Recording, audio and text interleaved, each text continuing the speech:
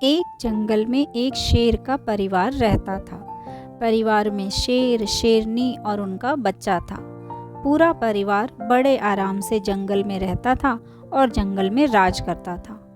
एक दिन वो तीनों जंगल में घूमने निकले। रास्ते में उन्हें एक मादा भेड़िया मरी हुई पड़ी मिली। शायद किसी ने अभी अभी उसका शिकार किया था और उसके साथ उसका एक छोटा सा बच्चा भी था जो अभी मुश्किल से 1-2 माह का ही था।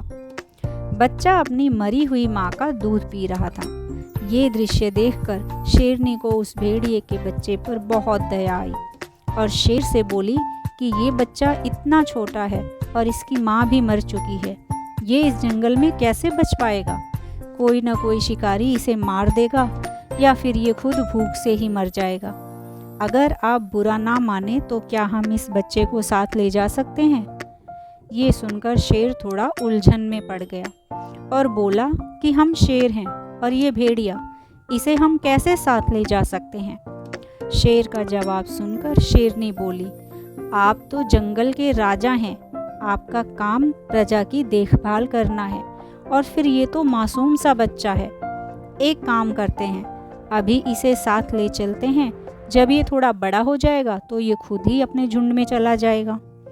ये सुनकर शेर ने शेरनी की बात मान ली और उस भेड़िए के बच्चे को लेकर अपने घर चल दिए। भेड़िए का बच्चा अब शेर परिवार के साथ रहने लगा।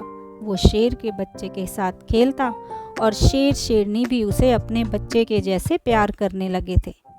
शेरनी दोनों बच्चों को साथ में दूध पिलाती और दोनों को एक समान प्यार करती। काफ़ी समय बीत गया, बच्चे भी अब थोड़े बड़े हो गए। दोनों साथ साथ शेर से शिकार करना सीखने लगे। शेर भी दोनों को शिकार करने के नए नए पैंतरे सिखाने लगा। दोनों बच्चों में केवल एक ही अंतर था, शेर का बच्चा दहाड़ मारता था और भेड़िए का बच्चा हू हू करता था।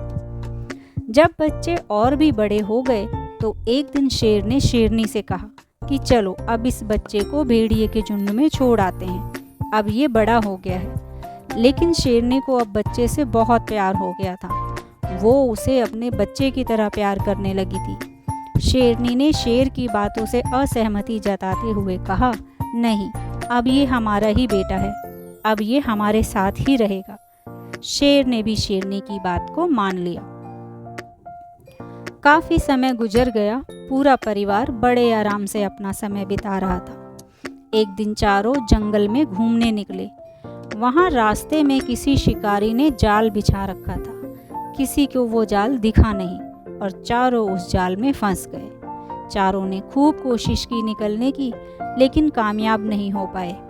वो जितना कोशिश करते उतना ही ज़्यादा फंसते जाते थे। शेर और शेर का बच्चा मदद के लिए दहाड़ने लगे, लेकिन शेर की दहाड़ से जंगल के जानवर डर से और दूर भाग गए। उन्होंने खूब कोशिश की, लेकिन कोई उनकी मदद के लिए नहीं आया।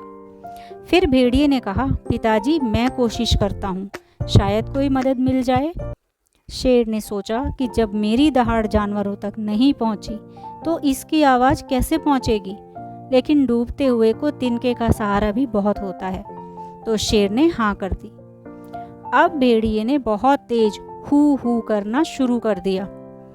उसकी आवाज़ आसपास भेड़ियों के झुंड तक पहुंच गई। अपनी आदत अनुसार भेड़ियों का झुंड भी हू हू करने लगा और जिधर से आवाज़ आ रही थी उस ओर चलने लगा।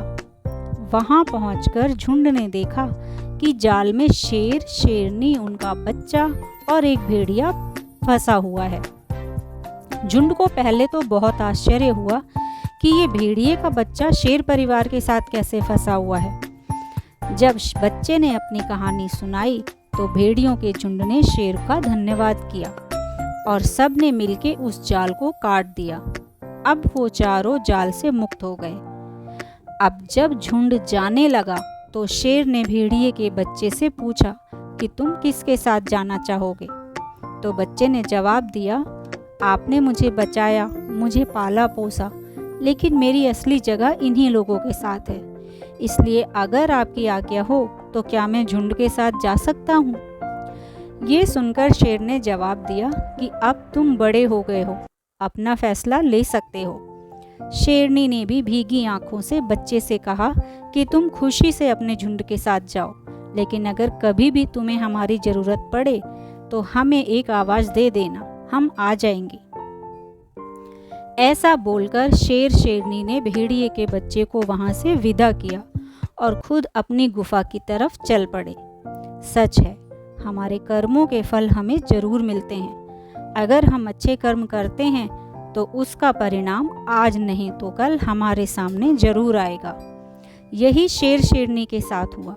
उन्होंने निस्वार्थ उस भेड़िए के बच्चे की सहायता की और परिणाम स्वरूप उसी भेड़िए के बच्चे की वजह से उनकी जान बच गई।